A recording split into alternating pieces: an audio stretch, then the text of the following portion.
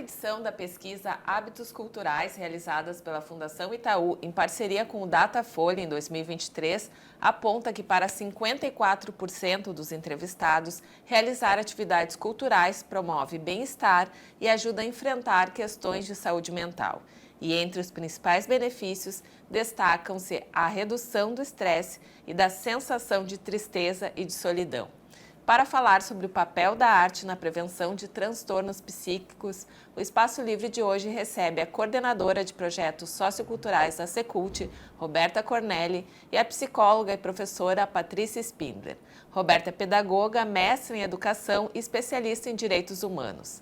Mestre em psicologia social e institucional, Patrícia é professora de psicologia na Faculdade INH, psicoterapeuta, escritora e articulista do jornal NH. Ambas são colegas servidoras públicas. Olá, sejam bem-vindas. Bom dia. Queria que vocês falassem, ambas integram o programa Colorindo Caminhos. Pedir para vocês nos falarem um pouco sobre o programa, como é que começou e quais resultados já observados nesse tempo. Sim, o programa Colorindo Caminhos, então, é uma iniciativa, né, que começou na Secretaria da Cultura.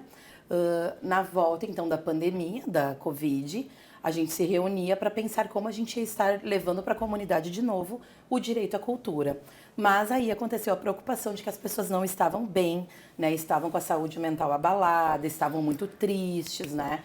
E também nas escolas vinham trazendo muitos casos de que os adolescentes, né, estavam em sofrimento. Então a gente chamou a Secretaria da Saúde, né, debatemos nesse primeiro momento e depois fomos agregando outras secretarias para fazer um programa intersetorial, né, Paty, que é o que a gente então propõe, e esse grupo ele já se encontra há 3 anos e meio, né? É um grupo então intersetorial com 9 secretarias e a gente então debate ações, né, em 2 eixos, um para servidores, né, profissionais das diversas secretarias que temos no município e o outro eixo então para a comunidade. E aí a gente leva, né, as nossas propostas de ações para um recorte. A gente escolheu o bairro Kefas para fazer, então a gente leva as nossas ações para a população que mora ali no Kefas. Foi interessante, né, Roberta, que desde o início, então, quando se pensou em arte e cultura, né, para trabalhar a saúde mental das pessoas nesse retorno da pandemia, logo se identificou esse outro eixo da necessidade de cuidar dos trabalhadores e das trabalhadoras, né? Então, a preocupação foi também pensar na saúde mental dos servidores, das servidoras, né, dos trabalhadores da saúde, que naquele momento estavam muito esgotados e não só passando por adoecimentos físicos, mas principalmente mental, né? Então a gente sabe que desde a pandemia as questões de saúde mental se intensificaram, né? Então me parece que a arte, a cultura é uma das possibilidades mais potentes de a gente trabalhar a saúde mental, né? Ainda que não de uma forma tão direta como a saúde trabalha, né?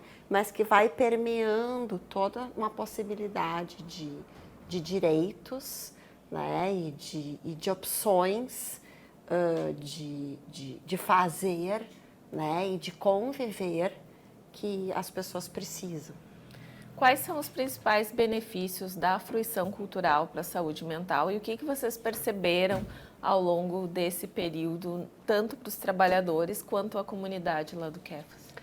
Eu acho que no primeiro momento, né, Roberta, a possibilidade de convivência entre as pessoas, né, numa convivência que ainda logo no início foi algo com todos os cuidados possíveis, né, inclusive com algumas situações de restrição do número de pessoas, mas acho que foi um grande ganho das pessoas poderem se reencontrar, né, em ambientes, em propostas de arte, de cultura que traziam uma leveza, né, traziam uma alegria, traziam uma potência da vida que a arte traz, né, conecta as pessoas e permite que as pessoas se sintam mais leves, mais alegres nessa convivência. Então, acho que essa ideia da coletividade e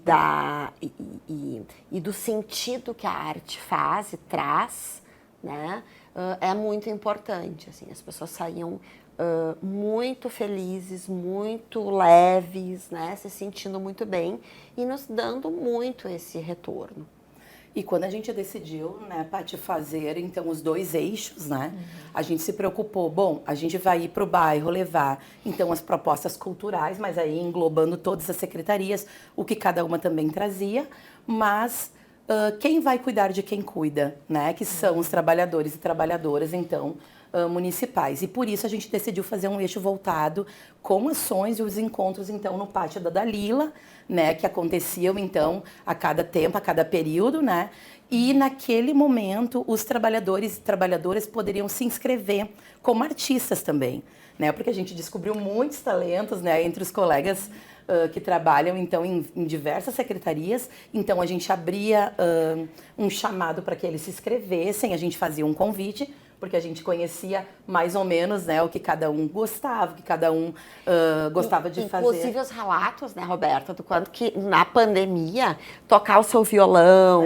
cantar, ler, escrever, né, enfim, tantas questões voltadas para a arte, foi o que era um viés de saúde. Teve essa percepção, né, do quanto na pandemia nós consumimos cultura, né, em forma de filmes, de diversas produções, literatura. Né, e este momento para os servidores, então trabalhadores, né, de todas as áreas, ele era, num primeiro momento, por conta das restrições, ele era um convite que ia pelo Expresso também, né?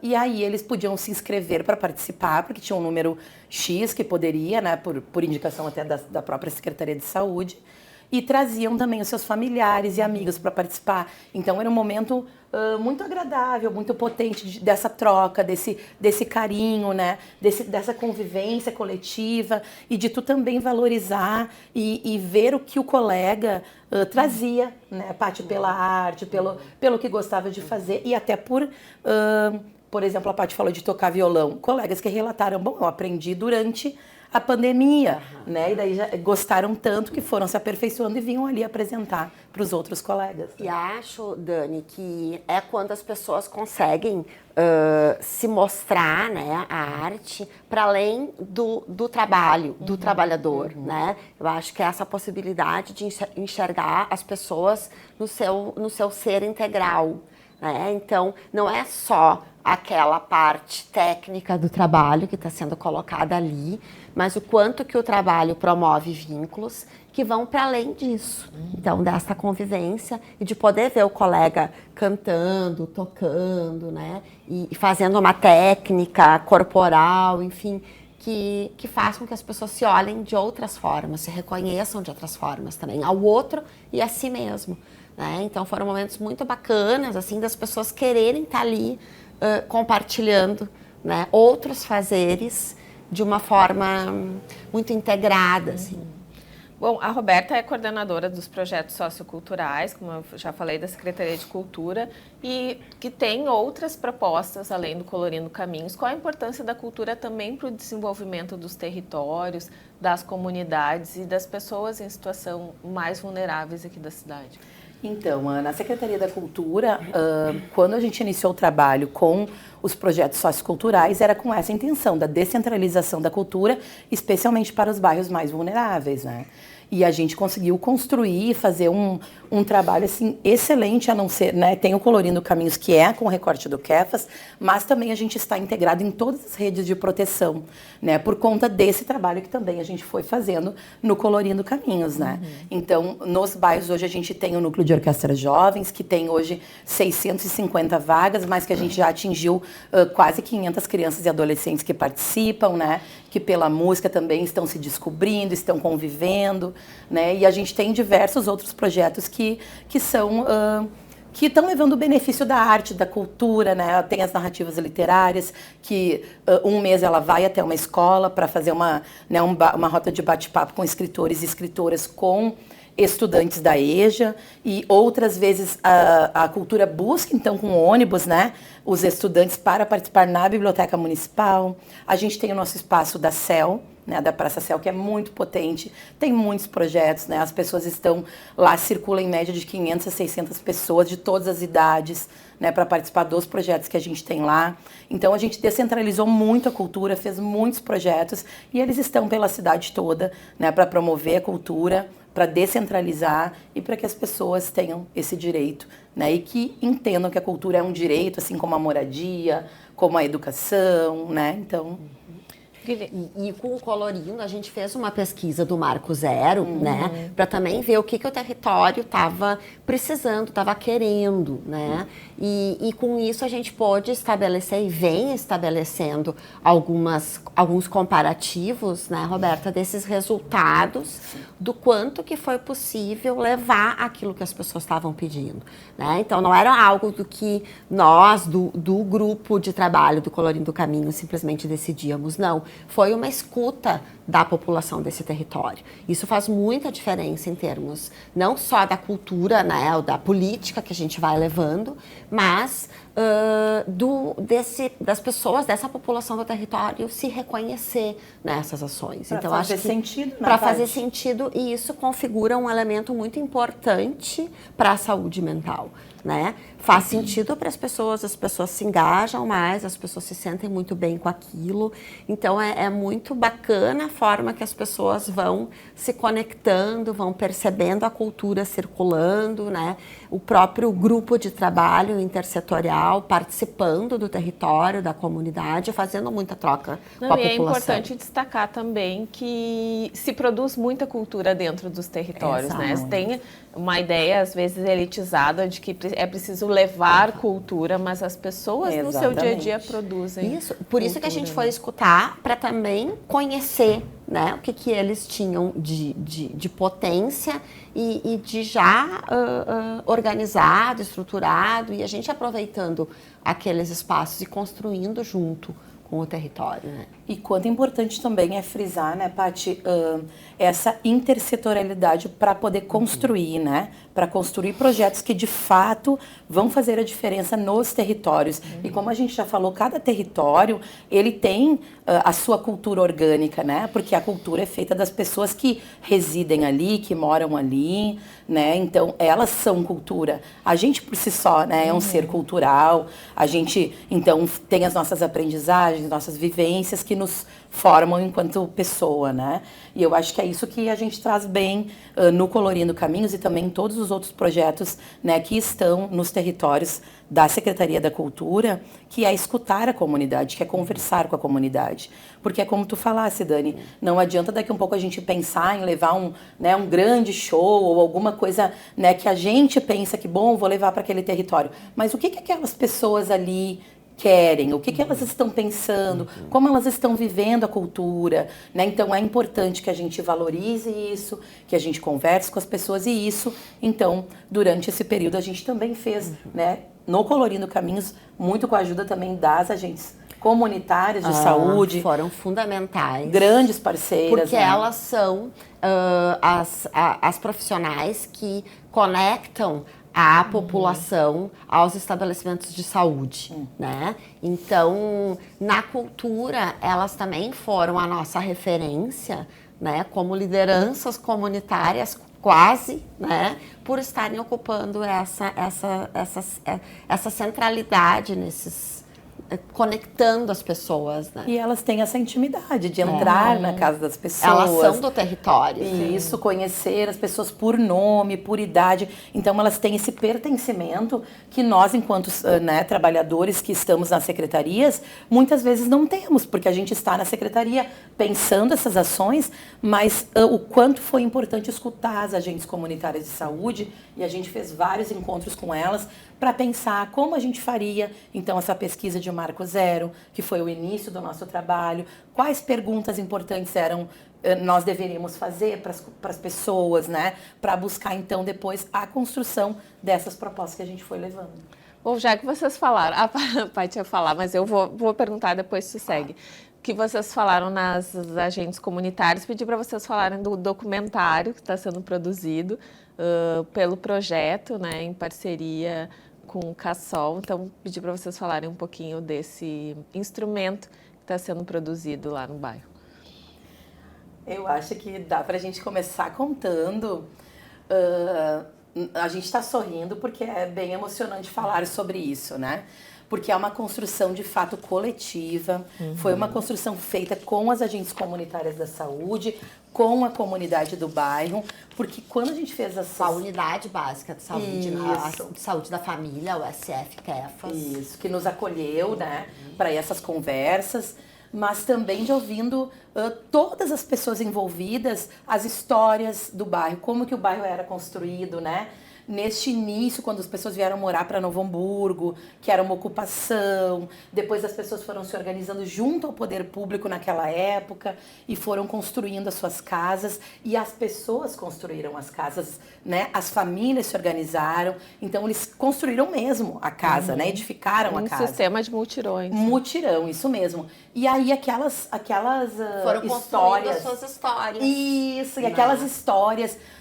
a gente pensou, a gente precisa eternizar e contar, né? Porque isso é um trabalho de mutirão, é um trabalho social, né, Patrícia? Porque o território do CEFAS, né, tem muitos estigmas, né? E quando a gente passa a ocupar esse território, quando a gente passa a conviver nesse território, a gente escuta das pessoas que... Eu me arrepio, assim, porque é muito bacana isso, do orgulho que as pessoas têm desse local que elas vivem. Né? E do quanto que aquilo lá, aquele espaço é muito autônomo e se supre no que precisa, né?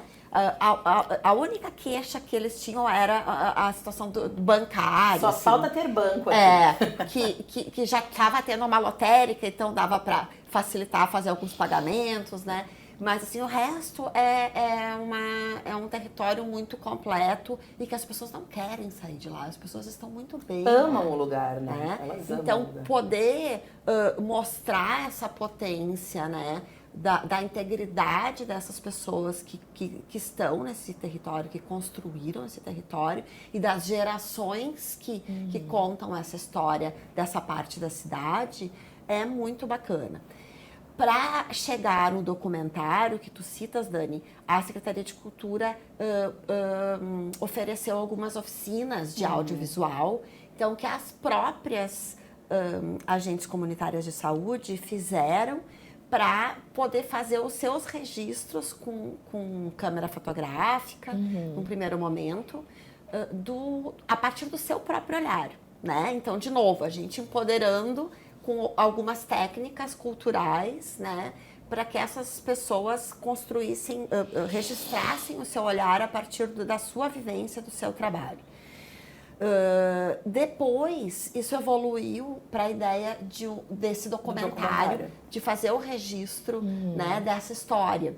E então, o diretor de cinema, Luiz Alberto Cassol, foi convidado, né, pela Secretaria de Cultura para dirigir esse documentário, que já tem nome, que Quer Fazer Pedra, mas que não está lançado ainda, ele está em processo de finalização, que ele realizou, no primeiro momento, oficinas de cinema com as agentes comunitárias de saúde, com algumas pessoas da USF-CEFAS, né, e algumas pessoas da cultura. Eu acabei, então, acompanhando todo esse processo, até porque também estou registrando isso na minha pesquisa de doutorado, que eu faço em processos e manifestações culturais na FEVALE. E o Cassol, ele tem essa capacidade, assim, de fazer essa construção coletiva, né? De valorizar a escuta das pessoas que ele está entrevistando, das pessoas que ele está contando a história, para não contar só uma escuta e um olhar que é dele, né, como diretor, mas ele o tempo inteiro foi trocando também com as agentes comunitárias de saúde como é que elas se sentiam e como é que era para elas contar essa história junto com ele, né? E por isso que a gente, quando pensou no documentário que a gente gostaria de fazer, a gente também escolheu, né, quem ia dirigir o documentário por conta disso, porque a gente gostaria que não fosse uma equipe lá e que gravasse, né? A gente gostaria de que a equipe, na verdade, instrumentalizasse as agentes comunitárias de saúde para que elas se fortalecessem e contassem a partir do olhar delas, né? Do olhar de construção e de vivências daquele território, daquelas pessoas que elas também fazem parte, porque todas elas moram no território. Então, assim, a construção do documentário, Dani, ele foi feito do zero. O Cassol veio, né, num quadro branco e colocou lá. Bom, agora nós vamos começar a construir do zero. Ele não trouxe nem da nossa parte da secretaria, nem do projeto Colorindo Caminhos, né, e nem da parte dele, da equipe dele, uma ideia pronta. Né? Tanto é que as gurias debateram como que iam fazer. O argumento do filme, Isso. né? Houveram salas de roteiro, ele deu aula sobre cinema para elas, né? Para que elas pudessem entender, né? Qual era a arte, qual era esse dispositivo que ia ser usado com elas, para daí elas poderem se apropriar disso e contar a história. Né? Então é um processo de muita autonomia, de muita voz a essas mulheres, porque não são todas mulheres as agentes comunitárias de saúde do Kefas, mas acabou ficando quem estava afim, né? E foi muito bacana, porque algumas não queriam participar, mas não queriam aparecer na frente da câmera no início, mas isso ao final se colocou de uma outra forma, elas se autorizando a ocupar esse lugar, né? Então é uma história que, assim, pelo que a gente conseguiu acompanhar até aqui, está muito linda, né? E acho que vai fazer muito sentido, não só para o Kefas, mas para toda a cidade. Assim. E é tão importante esse registro de memória, né? A gente discute muito aqui essa questão e como muitas depois as pessoas vão indo, né? Que participaram da construção dos espaços e a gente não tem esse registro. E para isso, então, se resgatou, né? Elas resgataram imagens, né? Não só jornais, né? Registros, outros registros, mas as próprias fotos da comunidade. Foi muito então, elas emocionante. traziam fotos delas pequenas, crianças ali, com os seus pais, com os seus avós, construindo as casas e elas ajudando como elas podiam, porque elas eram crianças, né? E também na relação delas com as pessoas que elas atendem, que isso para mim foi um dos registros mais bonitos, assim, elas perguntando para as pessoas, né, nas casas delas, assim, se as pessoas queriam trazer as imagens, queriam contar as suas histórias, e as pessoas contando, né? Então, assim, registros que ficariam ali esquecidos, né? Histórias que ficariam só para aquela família, guardadas. E tudo isso está podendo ser, né, podendo aparecer, podendo ter um lugar de importância nesse território. Queria que vocês falassem um pouco o que a cultura representa para vocês, pessoalmente, e quais atividades artísticas vocês já realizaram. Eu sei que a Patrícia dança, a Roberta também participa de CTGs, né? Falem um pouquinho das atividades artísticas pessoais de vocês. Eu vou resumir, então, porque, na verdade, a minha vida se faz com a arte, né? Eu tinha aquele sonho de menina que quer ser bailarina, né? E foi um sonho realizado. Mas antes disso eu também fiz teatro, né? No Grupo Gutesa, com o Dejair Comenão, fiz parte do elenco infantil dos Saltimbancos, que marcou uma boa parte, assim, da minha infância. Eu acho que da infância da cidade, que as pessoas dizem, tu era a gata dos Saltimbancos, pequena, né? E sim, eu era a gata, eu decorei todo um texto sem saber ler e escrever. Então, eu tinha por volta de 4, 5 anos, né? E isso marcou, porque já era uma tentativa de descentralização da cultura também. Eu me reconheço indo, né, em todos os bairros de Novo Hamburgo apresentar, né? Não só na SEMEC 2, que é hoje a Casa das Artes, antes do nosso teatro. Mas a dança, sim, foi a minha grande arte até hoje, né? A psicologia vem muito pelas dificuldades de seguir na carreira artística naquele momento, né? Que a gente sabe o quanto que a cultura ainda precisa na nossa cidade, no nosso país, tomar uma proporção maior para que a gente consiga viver de cultura, né? Mas a psicologia, então, sempre ficou junto da dança, né? Nas minhas pesquisas, no meu olhar, eu sempre... eu dei aula de dança, fui bailarina profissional, né? Então, a dança... Eu sigo dançando quando eu consigo, né? Mas a música, então, e essas artes adjacentes, muito mais próximas da dança, então, estão sempre...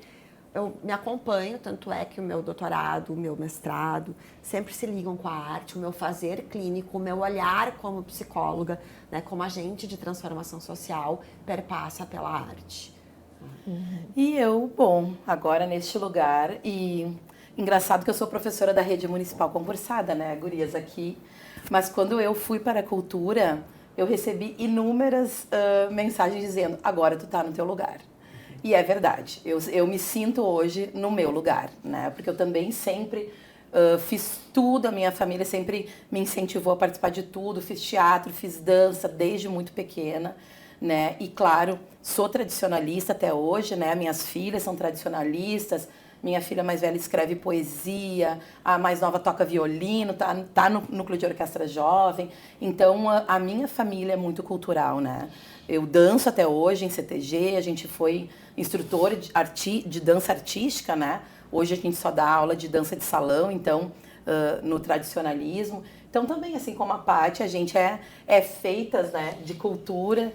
E eu acho que esse é o meu melhor lugar, é o meu melhor momento também profissional, né? Que eu me sinto mais completa, mais realizada, porque eu acho que sim, a educação pode ser, né, uma ferramenta que transforma, mas a cultura é uma ferramenta mais completa, mais potente, né? Porque também mexe com isso, com sentimento, com pertencimento, né? De tu também poder fazer a tua escolha, né? Eu quero escrever, eu quero dançar, eu quero... Então tu pode estar escolhendo o que tu quiser ser.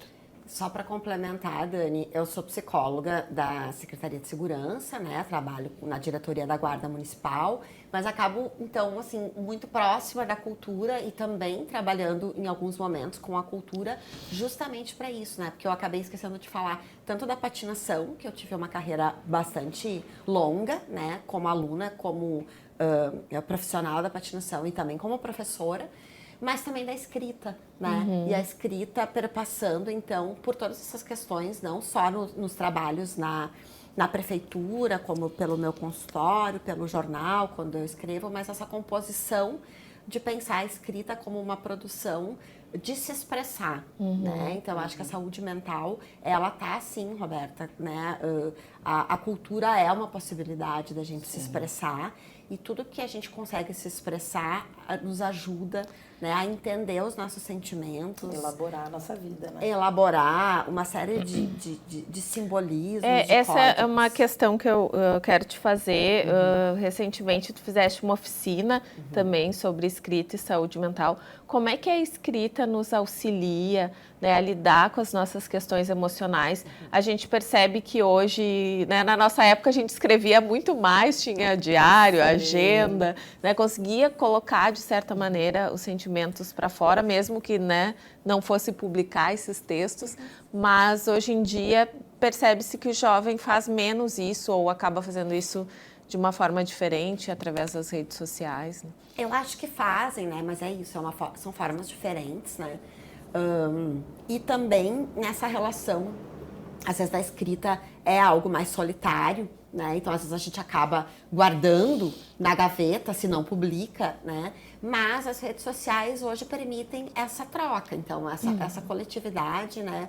E essa possibilidade de uma escrita também ser coletiva, né? Então, a oficina de escrita que eu realizei há alguns dias possibilitou que as pessoas também pudessem se expressar, né? E perceber a escrita como uma construção de si, né? De poder ler, e as pessoas diziam isso assim, eu escrevia nas minhas agendas, nos meus diários, eu escrevi muita carta, né? Escrita à mão mesmo, né?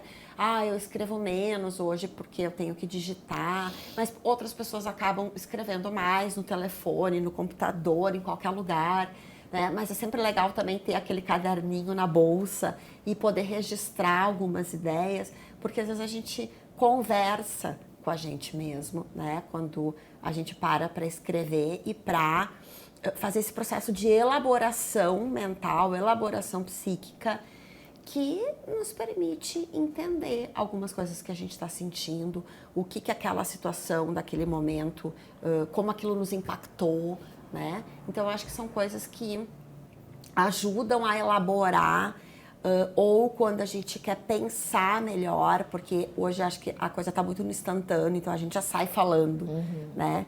Isso pode ser bom. Ou já sai publicando também. Mas também pode ter um efeito de, não, deixa o que eu falava na oficina, né? Escreve ali, deixa ficar um pouquinho em banho-maria, para te poder, né, pensar, reelaborar, apagar, escrever de novo, né? Então, elaborar alguns sentimentos, alguns pensamentos que eu acho que também nos ajuda na forma de expor isso, né? Bom, essa mesma pesquisa que eu citei no início da Fundação Itaú revela que 4 em cada 10 entrevistados, né, nesse período de 12 meses, relataram ter problemas de saúde mental nesse período. E as mulheres, as mais afetadas, representando 53%. Além da sobrecarga, também da questão da violência de gênero, né? Quais outros fatores recaem sobre o público feminino e como as mulheres podem se fortalecer também nas suas questões de saúde mental? Eu acho que eu posso falar um pouquinho com uma experiência que eu tive também no meu estudo de mestrado, né, e que agora vou, então, continuar o doutorado, sobre um grupo de mulheres que a gente tem na Praça Céu, que se encontra há muito tempo, e que justamente é isso, é para debater esses assuntos, né, que permeiam o universo feminino e as dificuldades, a violência, né, enfim, todas as pautas que elas vivem dentro da comunidade delas, né. Então, essa é uma pesquisa que eu já faço há bastante tempo e de ouvir elas, né? E de também vivenciar junto com elas nessas rodas de conversa o quanto potente é elas poderem se encontrar dentro desse espaço cultural e da cultura daquela sociedade ali organizada, né?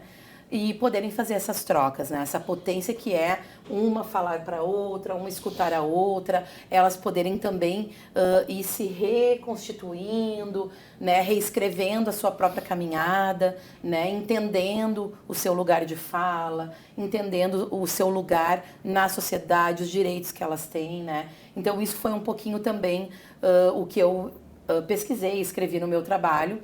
E agora, então, como proposta para o doutorado, a gente vai continuar essa pesquisa com as meninas da comunidade. Então, a gente está criando um grupo, né, que se chama Cineclube Gurias em Cena, e as meninas vão se reunir também uma vez por semana para debater. Então, esses aspectos também, para poder compreender, né, como que elas, enquanto meninas, devem se empoderar na sociedade, devem encontrar o seu lugar, devem poder participar ativamente para que também esse processo de violência contra as meninas e mulheres mude. Eu acho que todos os espaços coletivos para as mulheres, né, fortalecem muito. Então, assim, tem algumas questões históricas, né, de gênero que enfraquecem as mulheres, que oprimem as mulheres, né? Então, acho que muitas vezes uma escuta profissional da área da psicologia com as mulheres é muito importante, muito necessário, mas isso não pode ficar só no âmbito individual, né? Então, sempre essa ideia da coletividade das mulheres se apoiando em diferentes espaços é algo que vai fortalecer, que vai encorajar e que vai permitir com que elas se coloquem, se construam de outras formas. Né? E a cultura se a cultura estiver permeada nesses diferentes espaços, certamente potencializa, né, fortalece elas. A Roberta está fazendo parte do CONDIM agora, né, do Conselho Municipal dos Direitos das Mulheres.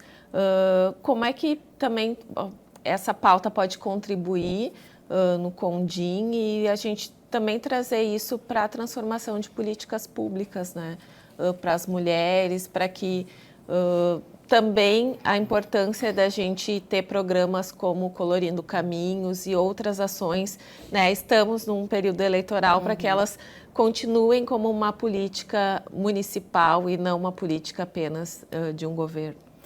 Então, Dani, eu estou hoje atuando, né, como conselheira do Condim, mas também faço parte de vários coletivos feministas, né, também que se encontram para mulheres, meninas que debatem, que falam, então, também dessas nossas vivências em comunidade, também deste momento que a gente está vivenciando, que é um momento, né, então, político, que a gente vai fazer a escolha dos nossos próximos governantes para mais 4 anos, e é importante que as mulheres, elas estejam atentas, né, então, a toda essa transformação que acontece, não somente nesse período, mas nessa transformação histórica da sociedade, né? Que a gente não pare de falar, que a gente não pare de ocupar os espaços, que a gente não pare de nos reunirmos enquanto mulheres. Não se omita nas decisões. Isso, que a gente tenha voz, que a gente se coloque.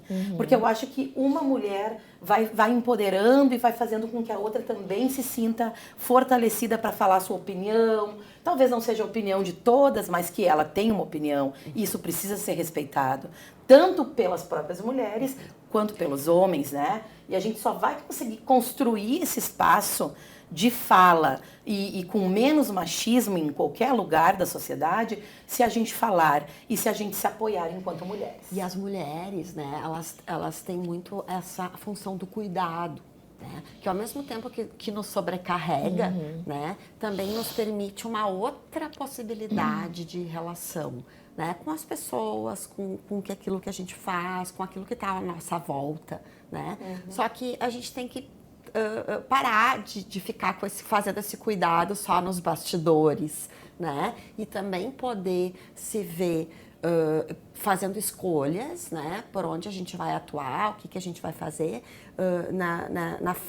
na frente, tomando as frentes, tomando esses lugares de decisão, né? Nesse protagonismo, né? Para que esse cuidado passe a ser um diferencial em tudo que a gente faz, né? Então, acho que aí tem uma questão importante. Assim. E eu acho que é um momento importante de esclarecer também o que é o CONDIM, né? Que é o Conselho Municipal de Políticas para as Mulheres do município, que nele estão, então, várias representações, né, de diversas secretarias, também da sociedade civil organizada, e ali a gente se reúne, então, para debater as demandas que aparecem sobre várias pautas das mulheres. Inclusive, agora a gente está num debate bem amplo sobre a utilização da Sala das Margaridas, a DEAM. Estamos atentas também, porque a gente está recebendo, então, no município, um delegado novo que está assumindo a pasta, né? Estamos marcando visita, estamos conversando sobre isso. Então, também esclarecer para a comunidade que as reuniões dos conselhos, todos eles, né, abertas, e do CONDIM, né? Também são abertas. As pessoas podem participar, podem trazer ideias, podem trazer, né, daqui um pouco as suas dificuldades, para que também os conselhos possam atuar nessa busca de políticas públicas, Dani. Isso é muito importante. As pessoas às vezes não têm esse conhecimento, né? Ah, não, o CONDIM é fechado, ou o CMDCA é fechado. Não, são conselhos abertos, né? Não são conselhos organizados pela gestão pública, né? São conselhos organizados pela sociedade. E a gente tem um exemplo de um conselho bem atuante, que é o Conselho de Políticas Culturais, Sim. que conseguiu dar as diretrizes, né, de muitas das coisas que acontecem culturalmente aqui na cidade, dos investimentos via Sim. editais. Então, é um conselho atuante, também é a representação da sociedade civil, né, dentro do poder público. Isso, inclusive, no Conselho de Política Cultural, a presidência sempre é da sociedade civil organizada. Está, né? Em estatuto. Né? Está no nosso estatuto. E a sociedade também elege os conselheiros. Sim. Né? Então, tem diversas formas de participação, né? Às vezes mais efetiva num cotidiano, às vezes mais pontual, mas que participa e que interage, que constrói coletivamente. Né? Isso mesmo. Bom, vocês já deram uma pincelada sobre as pesquisas de vocês, ambas estão no doutorado agora. A Paty na Fevale, né? Tu faz na URGS. Então, pedi para vocês falarem um pouquinho mais sobre essas pesquisas e os encaminhamentos futuros delas. Então, como eu já falei, né, a minha pesquisa refere acompanhar esse processo da feitura do documentário do Colorindo Caminhos, com as agentes comunitárias de saúde no território do Quefas. muito para pensar o cinema, né, a arte, mas mais especificamente o audiovisual, como uma construção de narrativa que auxilia as pessoas, né, ou seja, práticas estéticas, né, que auxiliam as pessoas na construção da sua subjetividade. E essa subjetividade que não é só individual, mas ela é coletiva também, né? Então, pensar o quanto que a psicologia, o quanto que tem uma potência clínica, que quando eu falo clínica, não é referendo ao consultório, ao atendimento psicológico especificamente, né? Mas o quanto que esse fazer psicologia, esse olhar clínico da psicologia, ele está em todos os lugares. Ele não está só em 4 paredes, naquele setting terapêutico, né? Então, que esse fazer clínico, ele acontece também e principalmente no fazer artístico, né? Então, estou justamente tentando pesquisar, né, avaliar o quanto que esse fazer artístico traz essa potência para os sujeitos que estão e para o território que está envolvido nesse fazer. E a minha pesquisa, então, ela se volta, como eu já falei um pouquinho antes, para olhar, para desacomodar, então, esses coletivos de mulheres que existem, né, especialmente nos bairros periféricos, como que elas se organizam entre si, como que elas convivem na sociedade, sobre também o empoderamento da mulher como si, de se perceber, de se colocar, né? Então, a minha pesquisa é muito por esse caminho que ela anda, né? E também dessa valorização cultural de cada uma, né? Que cada uma é um ser cultural, ela traz consigo as suas histórias, suas vivências, e que entre elas e nessas trocas, nessas rodas, elas podem estar apoiando a outra mulher, a também se ver, a também se perceber, como a Patrícia falou antes, a voltar para dentro de si, né? Para que também se entenda enquanto cidadã, como mulher de direito, para que a gente fortaleça esses grupos, então, na nossa sociedade, né? Especialmente as mulheres da periferia. Tá certo, então agradeço a participação de vocês. Queria pedir as considerações finais. Eu agradeço muito o convite, assim, a oportunidade de estar falando do Colorindo Caminhos. Eu acho que é um trabalho, né, uma política de cultura intersetorial que, assim, eu faço, tenho uma vontade muito grande que ela perdure, né, e que ela possa se ampliar, porque, de fato, é um grupo de trabalho muito bacana, assim, onde as pessoas vão com muita vontade de trabalhar, né? A gente deixa, muitas vezes, as nossas secretarias, assim, com uma série de trabalhos para escolher estar ali e pensar, né, espaços intersetoriais que, às vezes, é tão difícil no setor público, né? E eu acho que é o caminho que potencializa todas essas ações. E dizer que pode ser que as pessoas estejam se perguntando sobre o filme Kefas é Pedra, né? Que assim que ele estiver pronto para lançamento, vai ser divulgado, né? Para que toda a cidade Aí possa... vocês voltem aqui para falar do filme. Sim, com certeza. A gente volta aqui com o Cassol para poder contar um pouquinho do filme e convidar as pessoas a assistirem o filme. E eu também, Dani, agradeço muito, né? E também a Paty por estar trocando aqui com vocês, que também são mulheres tão importantes para a nossa sociedade, aqui na TV Câmara, né?